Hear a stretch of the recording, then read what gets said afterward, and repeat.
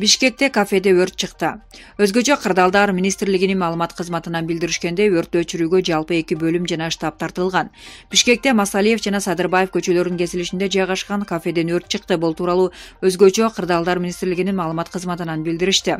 Аталган даректеги кафеден өрт чыккандыгы тууралуу маалымат түшкөн. Өрттү өчүрүүгө жалпы 2 бөлүм жана штаб тартылган деп айтылат билдирүүдө.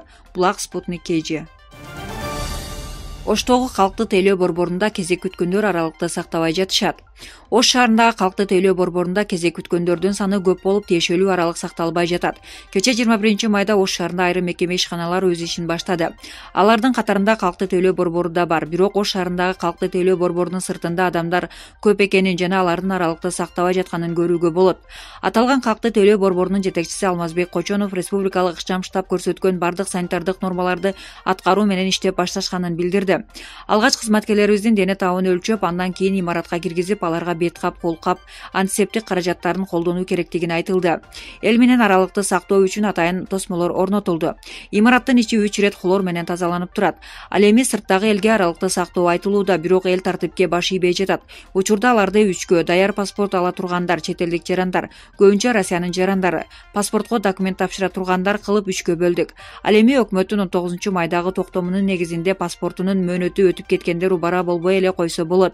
Алардын паспорту 2020 жылдын 31 декабрына чейин жарактуу деп саналат. Бирок өзгөчө кырдаал режими бүткөн соң алмаштырып алса болот, деди Алмазбек Кочонов. Булак Турмуш KG. Россияда каза болгон дагы 3 кыргызстандыктын сөөгү мекенине жиберилди. Россияда каза болгон дагы 3 Кыргыз Республикасынын жаранынын сөөгү 21 майда мекенине жиберилди. Бул тууралуу Мигрант кайрымдуулук фондунун мүчөсү Белек Садиров билдирди. Аллахтын буйругу менен 20-21 майда каза болгон 3 мекендешибиздин сөөгүн Кыргызстанга узаттык. Маркумдар ыйык Рамазан айынын кадыр түн кечесинде каза болушкан эле. Жакындардын кайгысын бөлүшүү менен биргеликте сабыр айтабыз. Жарандардын сөөктөрү Ош, Талас жана Ысык көл облустарына жеткирилет, деди Садиров. Каза болгон жарандар коронавирустан эмес, ар кандай себептерден кайтыш болгон. Булак элдик медиа.